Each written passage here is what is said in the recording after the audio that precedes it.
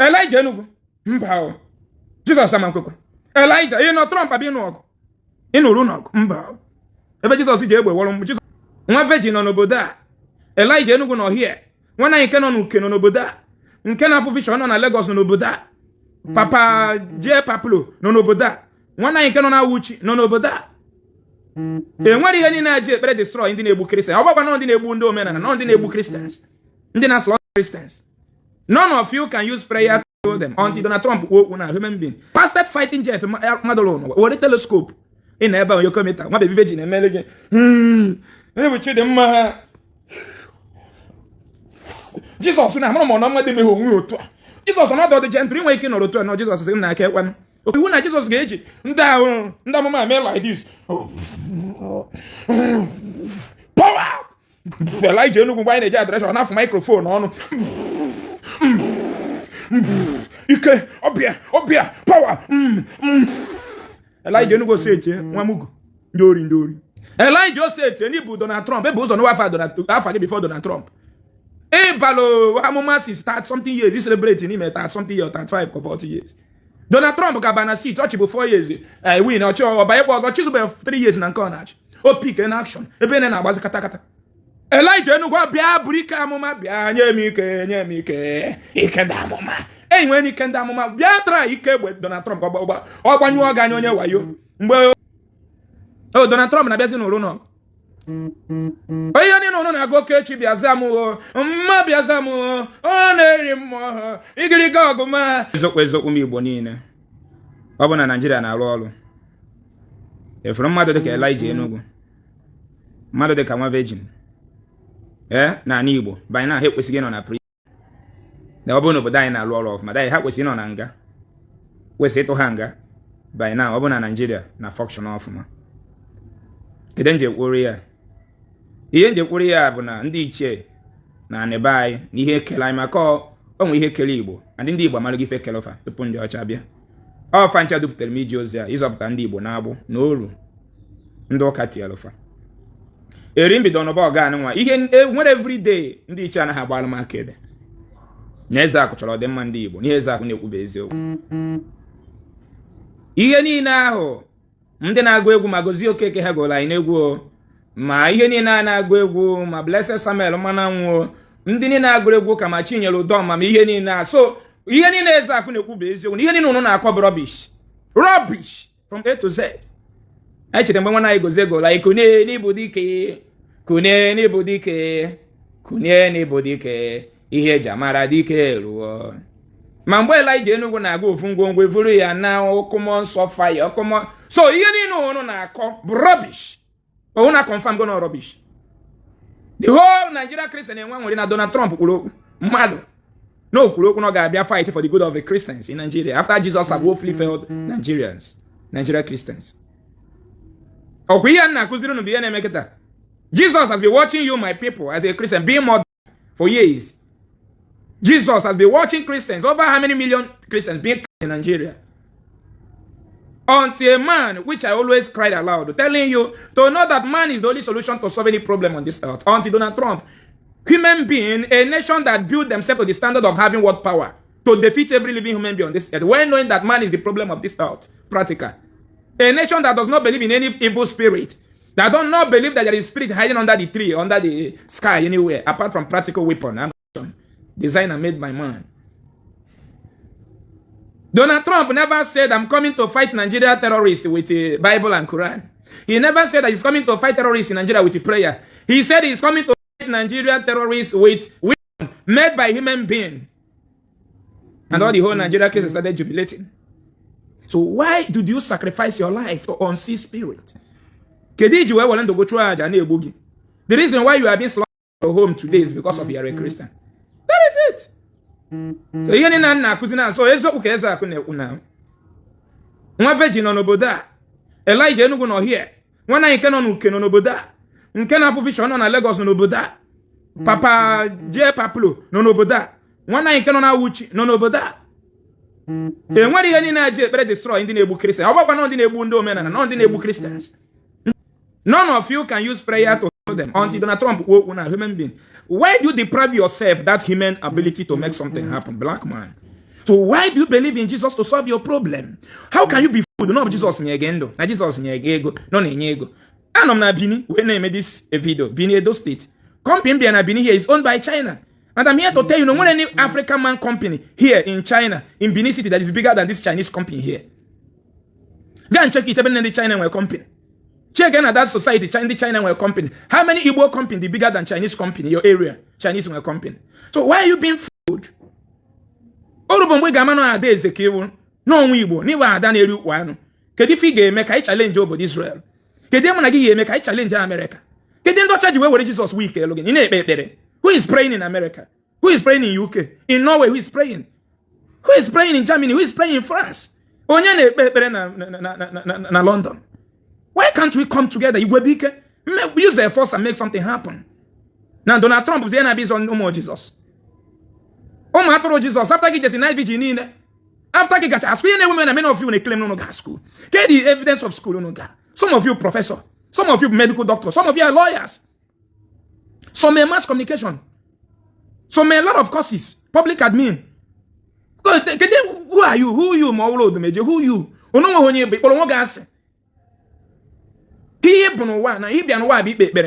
So you cannot bring any idea now to deliver Chinese in problem, as Donald Trump wants to deliver us in problem. Donald Trump had in Nigeria, and he's about to do it again. He has done it before in Nigeria. In 2019 or 2018, if I'm not mistaken, I was in abroad then. Mwe kidnapped Lofonia America, northern part of Nigeria. Donald Trump was the president of America then. He sent only 8 soldiers, which one of the fastest fighting jets, made by Chidema like me and you. Made by Ifan Isio Bible quotation Nisi. Made by American and America pass ability Holy Ghost fire. So Holy Ghost fire AK-47. So no change Holy Ghost fire AK-47 20 million. Google price of new AK-47. Go to Google and Google it. It's almost 23 million, 25 million. And will offer by 100 million and above. And the man when the chairman lets you go. They can't give you the same equipment of when a befau. They cannot. Fagin KD lower than Kefamwe. So that you will be afraid of them. Donald Trump sent that 8 soldiers with one of the fastest fighting jets, Madalone, or a telescope in Eba, you come in, my baby virgin, and American.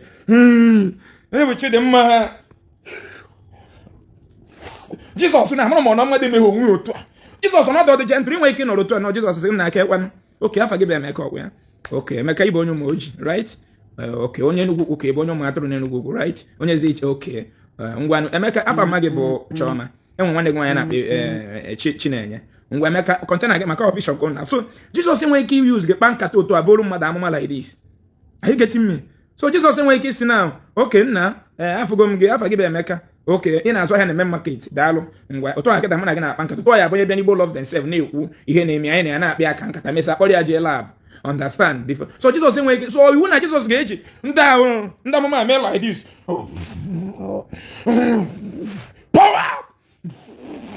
Eleija Enugu buy the address on microphone on. Ike obia power. Eleija Enugu say it nwamugu ndori. Nwamugu Eleija Enugu say it onye ori na wori mu ne ichuburu nwogu na ga arụrụ na ndori bufuchu mu nai with okwu as criminals. Eleija say it any bu Donald Trump ebe uzo no wafa before Donald Trump. Balo Hamomasi start something years this celebrating him at something year 35 or 40 years. Donald Trump gabana seat touch before years. I win or by was or choose 3 years in Anconage. Or peak in action. Eben na was kata. Eleija Enugu bia brika mama bia nyemike ikenda mama. When you can mama bia try ike with Donald Trump or banyu oganyo onye wayo. Mgbe okoyeri na nam de kanu na bofta chande mother na agbobuya. Mgbe you to pick action they just destroy the network against nam de kanu. Guy man pota ozugbo Mary video say I don't know nam de kanu but he's doing a great job. Hey may God bless him. Oganda ni use it psychologically. Oga reality hit yegi. But see reality ga apia ge. Ki ya man Jesus bo nsi anyola anyo. Nsi toilet be very important than Jesus. Obu na Jesus na ro onyo chama nyegi. Obu na enwe ihe akodo Jesus no wa. Chineke dị too big ni kechu ụwa niile. After billions of years, ono go wepụta ofu nwa. O nwoke nwaanyị nụrụ di wee di ime. Di ya apịabeghị ọkụ since ọ gbachara nkwụ. Ịghọta. Just ọ gbachara nkwụ ya na Mary ebiri. Ọ da apịa Mary ọkụ. Ti angel bịa sị pịa Mary ọkụ Mary adị ime. E wee mụọ Jesus. Ọ gụdị ya na-eme na Nollywood. Ọ bụ ya kọrọ na Bible. ọ bụ ya kọrọ gị na Bible ihe na-eme na Nollywood. Ihe niile akọrọ na Bible bụ ihe na-eme na Nollywood. And gwa m eziokwu na-enweghị ihe niile akọ na Bible nke mere otu a wee tie onwe gị aka n'obi from Genesis to Revelation. Gwa m ofu ihe melu na Bible. Gwa m ofu ihe mee na Bible mee na community bi today na-abụrụ suffering sọsọ nke ahụ ụmụaka nwụọ because of malaria. Ụmụ fọ gị nwụchasị gị na atụrụ Job nwụrụ na efi Job nwụrụ. Oke ihe mere Job dị ime gị na Anambra steeti mana ihe mere onye chọrọ ịgba nkwụ n'obodo Kenan ọ dọrọ m imere gị n'Enugu. Otu ị chọrọ ịgba nkwụ n'Enugu Jizọs adọrọ m ịtọnụ mmiri ọwọlụ mmanya at least yara ipatronize Nigeria Brewery. Nwa Pastor Neche nụrụ di Pastor Neche na obi wepụta ego mmanya na Nigeria Brewery. Nwa TB Joshua nụrụ di TB Joshua na obi were ego jegoro Nigeria Brewery mmanya. Ụmụnne Eleija Enugu na anụ di na nwunye ọ na obi na-eje ego mmanya ego okpere ka mmiri wọrọ mmanya. Oga, stop giving these people your problem. Go and solve your problem. Onwe onye ọ dị easy. If time ji rute Benin yesterday, I slept in the company but I yesterday na Benin. Otu a ka ndị banyị n'obodo Igbo sa ụzọ ebe some of them bụ alarm ka ha ji alala ụla. Ụmụnna ya n'obodo Igbo na send gị na sị na ha na ebe na-akata ego na akwụkwọ. A lot of them bụ alarm ka ha ji alala ụla. Some them 6:30 hapụgo ọrụ 6:30 nke ụtụtụ ka na-ekwu ụla fa amapụgo. A lot of them 6 o'clock nke ụtụtụ hapụgo ọrụ. A lot of them toilet ka fa na-asa. Many of them bụ ndị ka ha na-ekpọ nsịfa. Face your problem. If you're inbox me, problem go do everywhere. I settle them with obere go. I didn't depend on anybody to survive. I depend on my husband. On Sunday, I didn't make mota. No gidi. Jen and Ken when they work on your channel monachi. Ebo binezo with a town and poor then. Jen and when they met you over with boy and cano. Hanchabi. Every Sunday just salah moto. Each moto on to 200. And some moto to with 600 then. I not depend on you or anybody ego, and I succeeded. In of you Ezeaku, you Jesus. Go and face your problem squarely. Won't bagay na Nigeria di go koyade. Oh, Donald Trump na bezi no rono. Oyo ni no na go kechi biazamu. Mma biazamu. Oneri mo. Igiriga oguma. Onorebwe no mboye. Igiriga oguma. Onye maro yo ga-agozi. Mo yo ga-agoza mahia. De onu na di kukuwe. Onoro ne no egbe no mbo na ogbo oso. We didn't do, but see reality they hit again. That day I'm here speaking in tongue. But see reality. Some of you now me you know melody. You might be here na female age. Don't worry. But see reality they hit again. Oh sentara bakashima la basia. But see reality they hit again. Iga wata. So Jesus was Trump be ya no zela yogo. Mad Eleija Enugu. Mbao. Jesus amankoko. Eleija, you know Trump abi no. Ịnụrụ n'ọgụ mba ebe Jizọs ji egbe wọrọ Jizọs ma ka m gwa gị eziokwu me na mmadụ blame some of you the way that's place so many of you hate mgbe ezigbo mmadụ apart from pastors me ha na-arụ bụ ndị ori ma ndị ha na-ebinye ka ha bịa na comment rubbish on my page mana some of you ji anya ọma hate him because of your pastor. I don't blame you because some of you bụ ezigbo mmadụ na gị nwere place that your pastor as onye ka gị bụrụ ezigbo mmadụ onye na Chineke n'ọzọ mana nọ m ebe a na-edi clear na gwa na pastor ga bụ onye oshi criminal of photo yesi gị nwa yesi nwọta ka o nweta 50 million owere ya. Trump na-ekpokwe bịa n'ụrụ na onye isi kan na na-ekwu na nwere Muslim na-egbu Islam na-egbu Christian na Nigeria n'ụdị ha adọrọ ndị gọọmenti buru ego bunye political talk. Trump na-ekwu ka ọ bịa n'ọrụ ụmụ bingo ọgụ onye isi ndị kan wee na-agwa the world na enweghị onye crisis imepe UK national TV. Over 1,000 Nigeria Christians has been 100,000 Nigeria, sorry. You may pay Germany national TV. The same news. News we all one the whole world on. Oh, you may Trump with you. Where any become the broadcast last week. Wagner the whole national news. You may pay any now on YouTube. Enough headline. 100,000 Nigeria Christians has been started under 1 year. Man, a Bible was no weapon formed against you shall prosper. Man, news you guys everywhere in the world. Now you book a cock. Can go get one name. Bible do will shape when I go to him. Ihe ni na eche na bụ nke gị. Oye Bible mere gị. Nke gị Ezeaku nwa kata inwe ba nwere idenye testimony. Na Ezeaku ma ni nwo. But it's not done so in abroad. Ihe mo ofonye na abroad o me everybody. That is why they kidnap ofonye na US. Donald Trump send their soldiers. E were telescope nyu for ebe ono. We feri ni enu pia bia na Sambisa Forest 2019 Goriana. The same week he kidnap one of the camp president Reverend Lawa. Una say ba na ekpere ekpekete after 1 month egwu onu no be the man kere ka ice fish. Niko that we ain't China in alo today bu ndị China kwalo, Vietnam, Indonesia, Malaysia, Pakistan, Afghanistan. ikporo yiri je na-eme ekpere ihe akpọ onye ọcha ji remove poverty na be nna ya ikporo ya na-alụ je na-ekpe ekpere ka poverty na be nna gị ị na-eri ofe ọgbọnọ na egwusi na asara ndị nna nna anyị create ma mmanụ nri job opportunity ha create iji were remove ụbịam ị na-eri ya enweghị ọnọ another idea ị create iji remove ụbịam iri chedo ofe inwe ume je na-ekpe ekpere ka Jizọs wepụ ụbịam na ndụ gị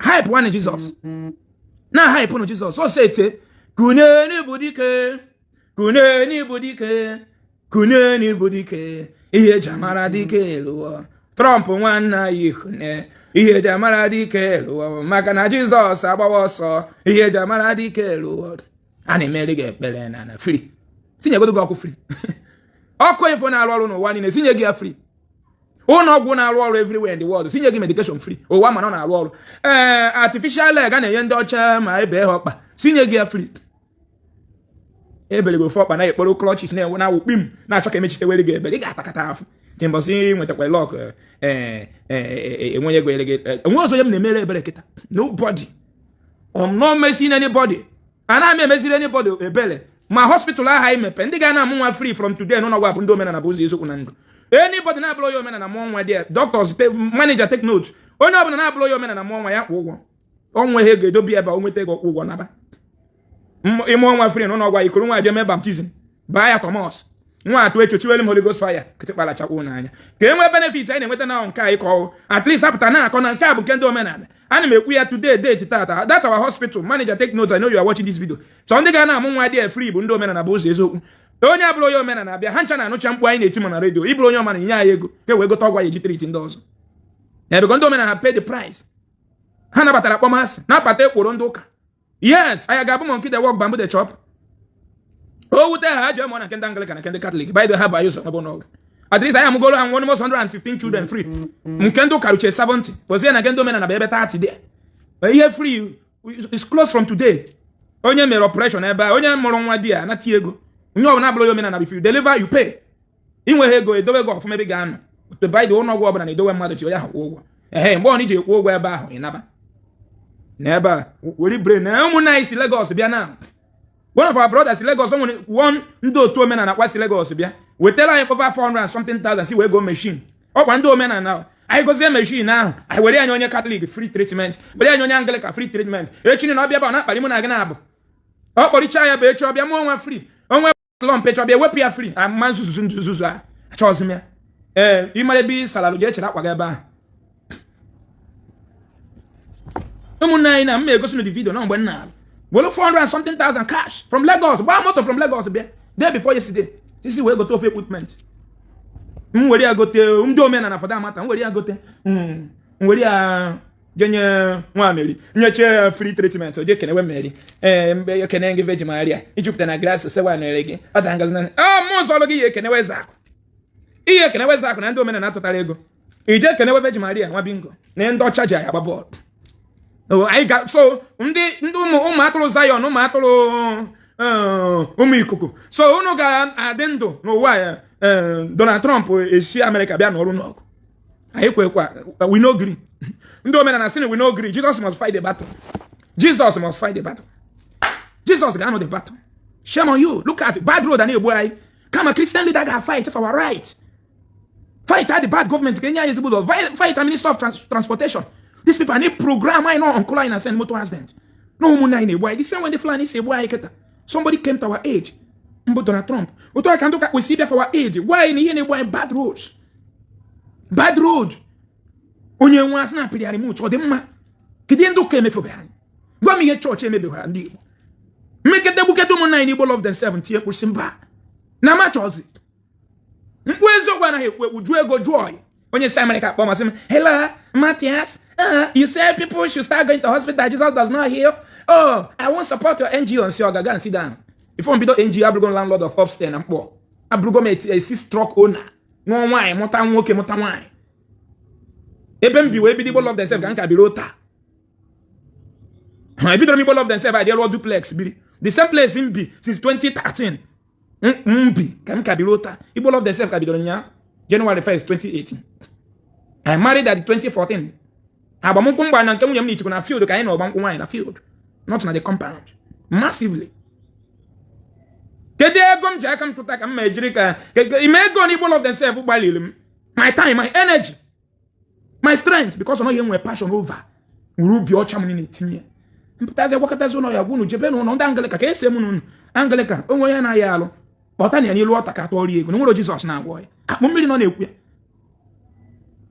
ndị Katọlik ndị onwe onye na-ayọ ọya na Katọlik chọọchị kpọpụta na ya n'ilu ọta ka atọrọ ego na nwere Jizọs na-agwọ ya na Virgin Maria da-agwọ ya ọgwụ chikwu ihe ọjọọ mere ndị ori ya chee na ọkwa ndị mmadụ chee na mmadụ ka nna azọ mara m nọ ndị m na-azọ bụ ndị ala ụfọdụ ka let me not generalize it ụfọdụ ndị aka kpechiri n'ụka ma ọ na ụfọdụ ndị m na-azọ bụ ndị ala ama na ha bụ ndị ala ọgba juzo dọlụ gị bịa n'ụlọ ụka bịa na free treatment akịrị kpakpatawa gọn ịkọcha ma ọ n'ebe bịa mgbe reality hit gị na nweke buru gị eburu bịa ma mazi ebe nụ ịbịa etrit chee gị wee gị drip nye gị ọgwụ ede mma ị na-akpọ kọntinu taịpụ ọkpara Ezeaku ya rif kpana mebe na ọ bụrụ ọ gị nwa bụ efu gị nwa nsị kpọta onye ngwụlọ gara ije kpọta ngwụlọ ya dị fu nsị gị kpọta nwaanyị eji ọpreshọn mụ nwa ịkpọta ya ozugbo mana nsị gị kpọtazi onye ogbu ikpuru okwu ịma mkpọta you are the one who ọ gị bụ anụ mpama si m believe gị nwa believe gwa believe na ya adị ime ejene m iti nwoke nwee believe na ị ga-adị ime n'aha Jizọs don't go and meet ka ọ tụwa gị ime since nwere believe di ga nwere ntọtụwago gị ime gwa m eziokwu nwaanyị a na-anụ nkịta nwe fibroid nwa mba gị na fibroid akụchapụ ịdị gị ime sinsi ahụ fibroid dị two types onwe nke na outside the womb nke ha dị enye nsogbu ị ga-adị ime mụọ nwa mana nke anọ inside the womb na ebe nwa na-anọ bụ amụba na ọkpachapụ ya ịdị gị ime iwerego faith dị ime ga-adịba chọwa mkpụrụ nka ịma mmadụ ndị ụka gbugoro ma na-ekwu ihe ahụ dị n'ụka onwe ihe anyị na-azọ iche onwe na ihe mụ na unu na-azọ ana m azọ gịnị kedu ihe mụ na unu na-azọ onwe m juru m afọ adị m very very okay una ifo m kiricha onwe m otu a nsa agba mbọ ewezuga ịgba mbọ otu a go die no go fit survive ọkwa na ofebe ka ya tụwara m ego no I can't do it. I love him hustling. See Anambra Njeko. No see Bini Aketa na chikwa Abuja. Hustlement continues. So Jesus abogos. Ihe mbịara igwu n'obo ụmụnne m. Wee nụ kwa na nwanne m ka ewu. Once na n'Igbo.